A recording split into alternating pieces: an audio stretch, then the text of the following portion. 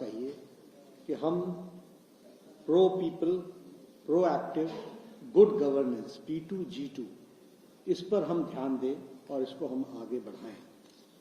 इसी दृष्टि से आज 17 मुख्यमंत्री और 18 डिप्टी चीफ मिनिस्टर्स प्रशासन है उसकी मूल अवधारणा में जो उसकी स्पिरिट है वह इस बात पर निर्भर करती है कि हम लोगों के ग्रीवेंसेस को किस तरीके से रिड्रेसल करते हैं।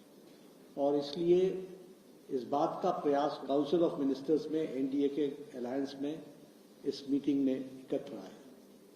इसमें सबसे महत्वपूर्ण बात यह है कि 1975 के पश्चात नॉन कांग्रेस गवर्नमेंट की प्रेजेंस इतनी भारी मात्रा में जो देश के राष्ट्रीय जनतांत्रिक गठबंधन कहते हैं उसकी प्रेजेंस देश की प्रगति के साथ किस तरीके से आगे बढ़ रहा है उसकी ये काउंसिल जीती जागती मिसाल है।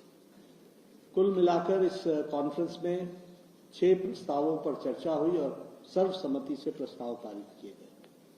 पहला प्रस्ताव जो महाराष्ट्र के मुख्यमंत्री के विकास के लिए और देश को प्रगति की ओर ले जाने के लिए जिन लोगों ने आगे बढ़ने का जो प्रयास किया है वो आज इस काउंसिल ऑफ मिनिस्टर्स में हम लोगों को देखने को मिला है। एक बहुत बड़ी संख्या में नॉन कांग्रेस फ्रंट जिसे हम एनडीए कहते हैं सम्मानीय एकनाथ शिंदे जी ने रखा। वह है हरियाणा का जो जीत प्रधानमंत्री मोदी जी के नीतियों के कारण और जिस तरीके से हरियाणा के चुनाव में झूठ को फैलाने का विपक्ष ने प्रयास किया था, इंडिया अलायंस ने प्रयास किया था और हमारा सीट शेयर भी और हमारी सीट टैली भी दोनों भी हमारी बढ़ी और 2019 को सरपास किया। इस पर सर्वसम्मति से प्रधानमंत्री मोदी जी को धन्यवाद दिया गया और बधाई के साथ हरियाणा की जनता को साधुवाद और धन्यवाद दिया गया कि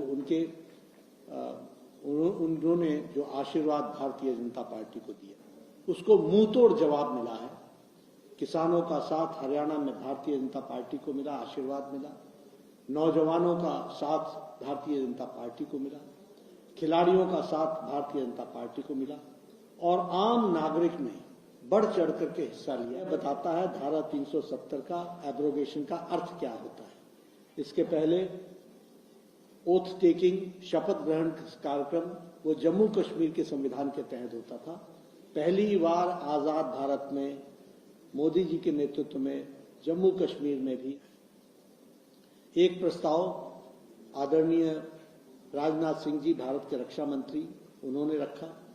वह प्रस्ताव था कि हम संविधान का अमृत महोत्सव मनाएंगे। 2025 संविधान को लागू हुए 75 साल हो जाएंगे और इसलिए उसमें छोटे बड़े कार्यक्रम मिलाकर यह बात भी कहना चाहता हूं कि प्रधानमंत्री जी ने इस पर अपनी ऑब्जर्वेशन दी कि आज हम सबके लिए कल का दिन बहुत खुशी का विषय है कि कल जो जम्मू कश्मीर में शपथ ग्रहण का कार्यक्रम हुआ वह कार्यक्रम भारत के संविधान के तहत पहली बार आजाद भारत में हुआ।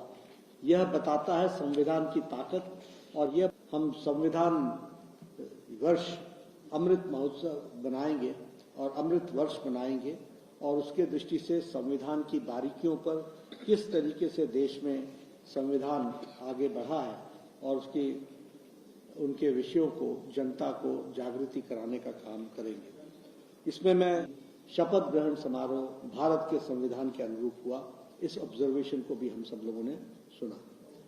एक प्रस्ताव में अमित शाह जी ने हम सबको ध्यान में लाया है कि एही भली वीडियो देखिबा पाई आम चैनल को लाइक शेयर सब्सक्राइब करंतु। Bureau report Odia news.